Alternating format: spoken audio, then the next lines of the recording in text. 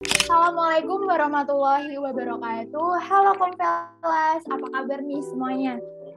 Baik. Alhamdulillah baik. Oke. Nama aku Sarah Putri dari Ilmu Komunikasi Angkatan 2020. Nah, edisi kita kali ini aku mau ngadain istilahnya kayak nongkrong virtual gitu bareng ketua-ketua dari Komakom dan BSO. Kira-kira nih ya, kita bakal ngomongin tentang apa aja sih kali ini?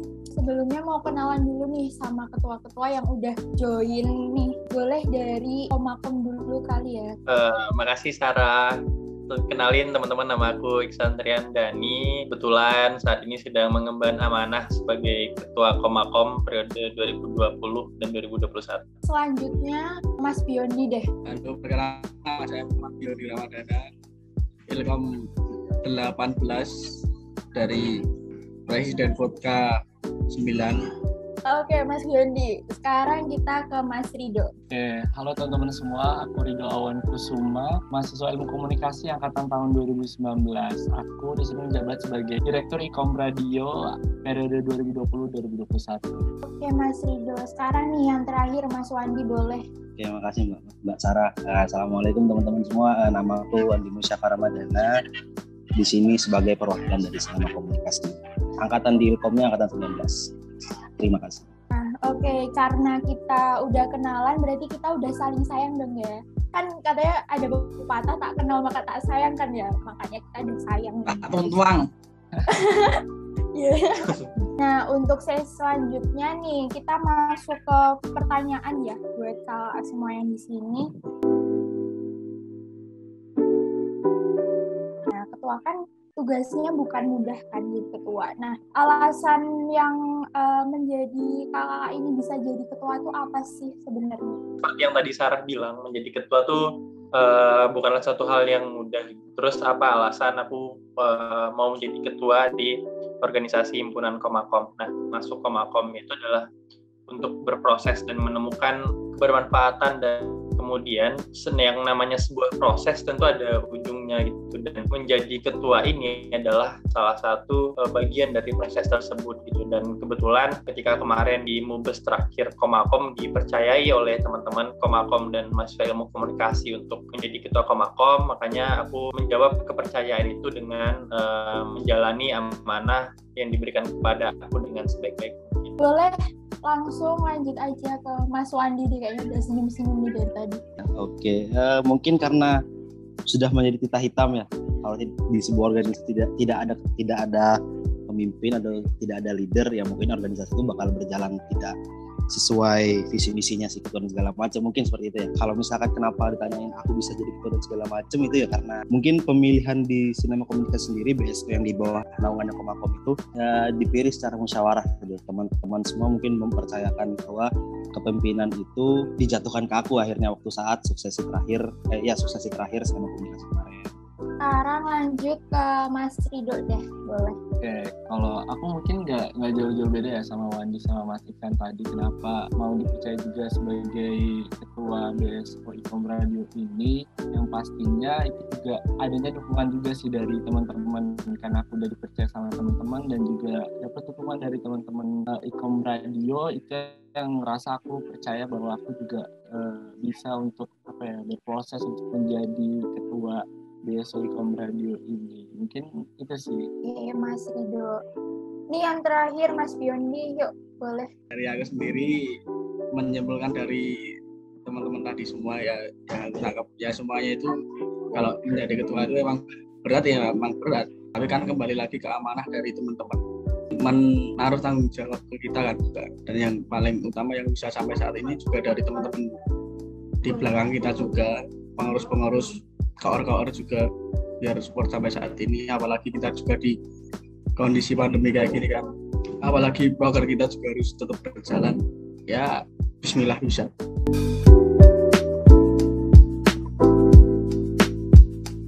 Ngomongin tentang amanah tadi ya, nah gimana sih perasaannya setelah diberi amanah dan tanggung jawab yang cukup besar seperti itu?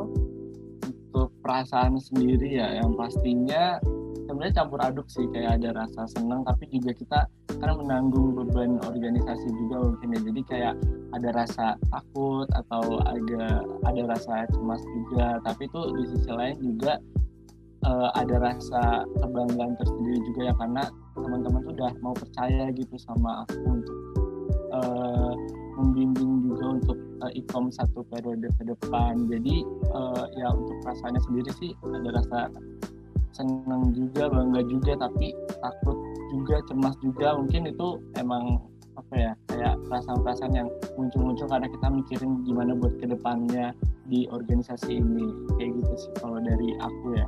Oke, jadi perasaan jadi ketuanya pertama kali pas dipilih gue ya ini pas pertama kali dipilih ya kaget sih, maksudnya ya aku sopo toh ya toh, aku sopo toh kok tiba-tiba kok akhirnya bisa dipilih gitu loh. Ya notabene-nya aslinya pribadiku sendiri kan uangnya malesan, kalau ngapa-ngapain males, kecuali nek syuting lagi sergap gitu. Tapi kan kalau ngapa-ngapain kan males segala macam. Ternyata ditunjuk jadi ketua, ya mau nggak mau aku harus mengubah karakter itu yang aslinya males-males, akhirnya jadi harus mau nggak mau rajin, harus nggak mau harus gerak dan segala macam. Tapi tetap dibantu sama teman-teman BPH yang lain. Kalau cuma aku yang bergerak sendiri ya nggak bisa ya tuh. Ya perasaan setelah diangkat ya aku dulu sama kayak Wandi itu, males-malesan, kalau motret males-malesan, kalau ada acara jenis rapat-rapat jarang banget datang, ya tiba-tiba dikasih amanat yang bisa dikatakan juga berat sih 1 periode ini. Ya enjoy, aman, diikuti alur aja seperti air. Oke, Bang Isan boleh? Ya, kalau aku sebenarnya juga mau bilang sama kayak Biondi sama Wandi gitu. Aku juga orang yang males-malesan dulunya, tapi takut kalau aku bilang itu ntar disalahartikan oleh maba. Kalau pengen jadi ketua kita harus malas-malasan gitu. Nah, jadi aku mau bilang enggak aja. Aku orangnya rajin banget. Perasaan ketika ditunjuk menjadi ketua mungkin lebih ke kecemasan gitu, merasa cemas gitu. Apakah aku sanggup nggak ya untuk menjalani 1 periode ke depannya gitu, tanggung jawab yang besar sebagai ketua himpunan, dan itu tuh ada 1 periode ke depan gitu. Apakah aku sanggup bakal ngejalanin amanat yang sebesar ini gitu. Cuman ketika di Mubes aku sadar bahwa teman-teman menaruh kepercayaan kepada aku, dan aku yakin kepercayaan itu tuh juga dibarengi dengan keinginan teman-teman untuk semuanya bekerja sama dalam mewujudkan cita-cita kami, yaitu memberikan kebermanfaatan bagi mahasiswa ilmu komunikasi. Karena adanya dukungan dari teman-teman Kemakom, dari teman-teman BPH semuanya, maka aku memberanikan diri dan menyanggupi untuk menjalani tanggung jawab tersebut. Itu sih, Sarah.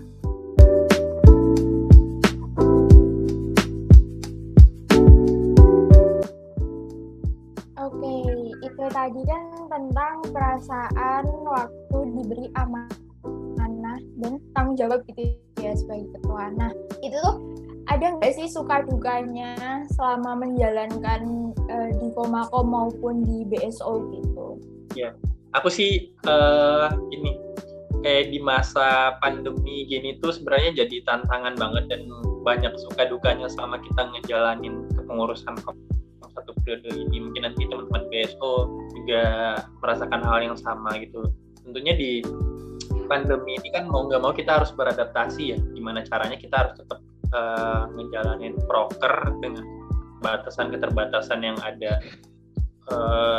Dukanya sih emang selama kita menjalankan periode Komakom gitu, kita emang sudah sangat ketat banget soal protokol kesehatan, tapi kita nggak tahu ya, yang namanya mungkin kemalangan atau musibah gitu, tetap aja ada anggota-anggota Komakom yang terkena COVID di dalam periode ini. Dan itu aku sebagai ketua perasaannya sangat pukul sekali gitu, sebagai seorang ketua anggotanya terkena COVID gitu, dan kita banyak kekurangan anggota di tengah-tengah kepengurusan kita. Dan tapi sukanya adalah yaitu kita tetap mempunyai rasa kekeluargaan yang kuat, tetap memiliki satu sama lain dan saling bahu-membahu. Gimana caranya proker kita harus tetap terlaksana, dan alhamdulillahnya sampai sejauh ini semua proker-proker yang kita rencanakan di Mubes itu tuh sudah terlaksana dengan baik. Kayak yang membahas dari sukanya dulu ya. Yang pertama itu sukanya ya bisa ini sih, bisa beradaptasi. Yang pertama beradaptasi dengan keadaan, itu tak masukin ke suka ya. Yang kedua bisa mengemban amanah selama hidup baru ke depan. Oke, yang ketiga bisa menjadi evaluasi lagi. Soalnya kan juga transisi kan dari yang dulu normal sekarang terus ada pandemi ini. Terakhir ya duka ya kita tuntut untuk melakukan proker dengan keadaan begini ya. Sedih juga sih yang semula bisa pameran offline jadi online ya, biasanya bisa nongkrong bareng, rapat guyonan bareng-bareng sama anggota, jadi sekarang terbatas lewat Zoom, lewat online gitu ya. Ya itulah kondisi saat ini. Yang utama ya tadi bismillah bisa. Oke, kalau suka duka ya sebenarnya mungkin dari duka dulu ya. Kalau dari duka yaitu udah tadi sih kita kehalang oleh pandemi, jadi kita emang belum bisa ketemu teman-teman semuanya itu secara personal, maksudnya ketemu tatap langsung, karena juga teman-teman kan nggak dari daerah Jogja semua, tapi juga dari mana-mana juga kan, jadi belum bisa ketemu secara langsung.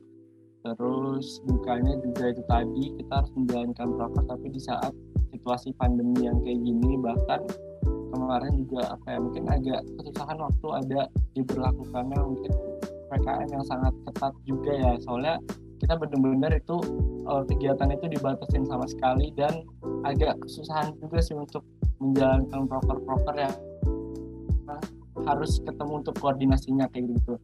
Cuman untuk sukanya juga banyak juga sih yang karena emang bisa ketemu teman-teman baru juga, terus juga mungkin ini juga termasuk suka kali ya, kayak kita tuh mungkin bisa belajar lebih gimana caranya untuk yang biasa kita ketemu offline apa-apa offline tapi sekarang kita jalankan ke online, dan itu tuh emang banyak banget pelajarannya, dan kayak gimana caranya menjalankan proker ini secara online yang biasanya offline dan lain-lain. Itu kan mungkin sebuah kemajuan juga buat kita di era kayak gini juga.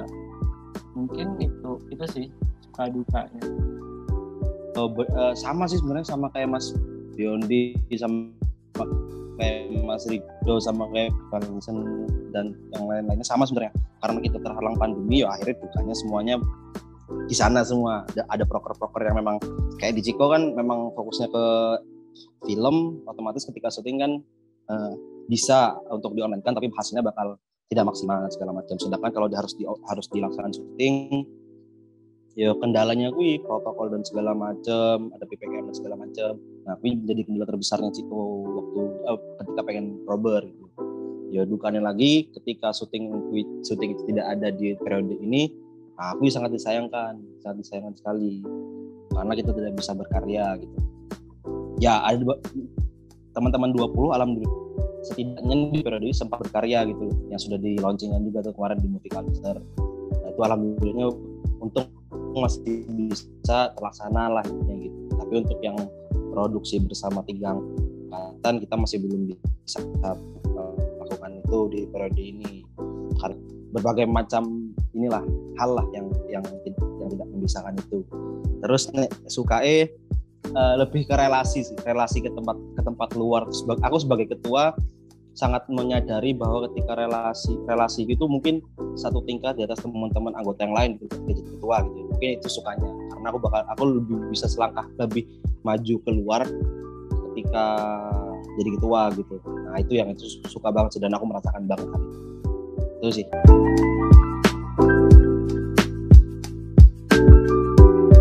Oke, baik Mas. Kan berarti kita itu lagi di posisi terhalang sama selama pandemi, bukan ya? Berarti kendalanya di pandemi karena kita keseringan untuk rapatnya Zoom online, apa-apa online, nggak pernah ketemu, nggak apa kayak belum dekat, belum saling kenal gitu kan ya. Mungkin ada nggak sih kan itu termasuk kendala. Nah, cara mengatasinya itu gimana, Mas? Satu-satunya jalan adalah jalani sebaik mungkin.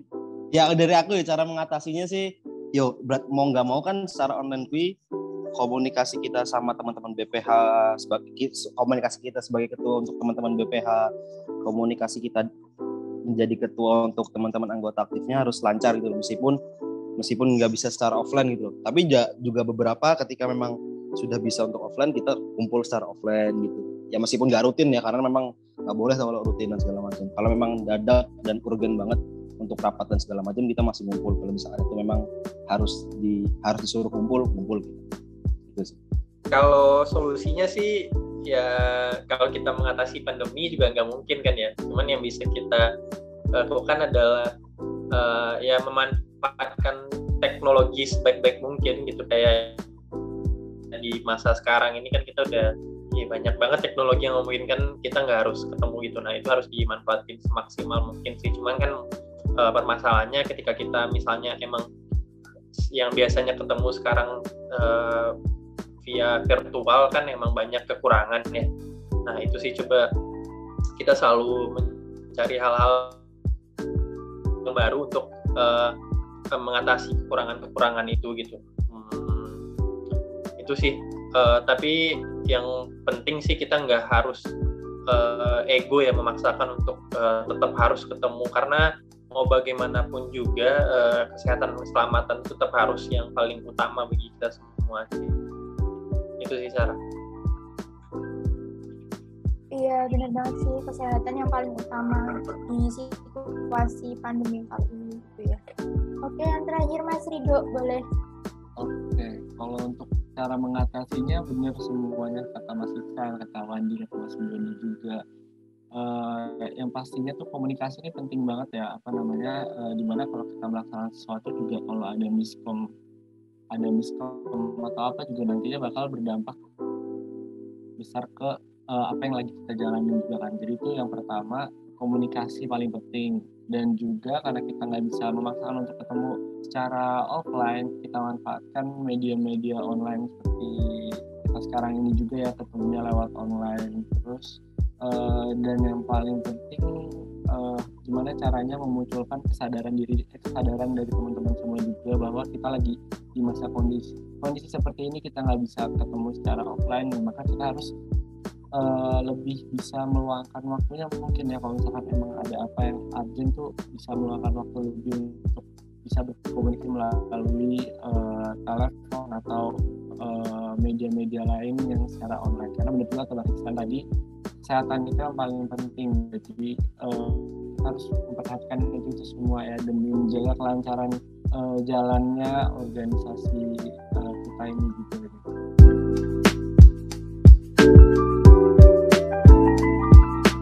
Mungkin nih dari teman-teman Komvelas pada penasaran tentang diri dari masing-masing ketua. Nah, aku pengen di sini masing-masing dari ketua ini itu menyebutkan 3 kata yang merupakan dirinya gitu. 3 kata ya. 3 kata ya. Kalau misalnya diharuskan untuk memilih 3 kata untuk menggambarkan diri aku, mungkin kata pertama yang aku pilih adalah mau belajar, kemudian bertanggung jawab dan suka tantangan. Biasanya nih kalau cewek-cewek suka nih Mas sama yang cowok-cowok bertanggung jawab gitu. Kali-kali aja nih ya. Oke Mas Yondi nih dari tadi. Coba apa Mas? Kalau 3 nggak bisa. Bisanya berapa? Tak sebutin aja ya langsung ya. Ya langsung aja. Kalau berani jangan takut-takut, kalau takut jangan berani-berani, dan itu aja. Lanjut boleh Mas Wandi nih. Los gak rewel. Nah, 3 kata, oke? Aku mungkin orangnya baik, mungkin ya baik, sabar sama kadang panikan gitu sih.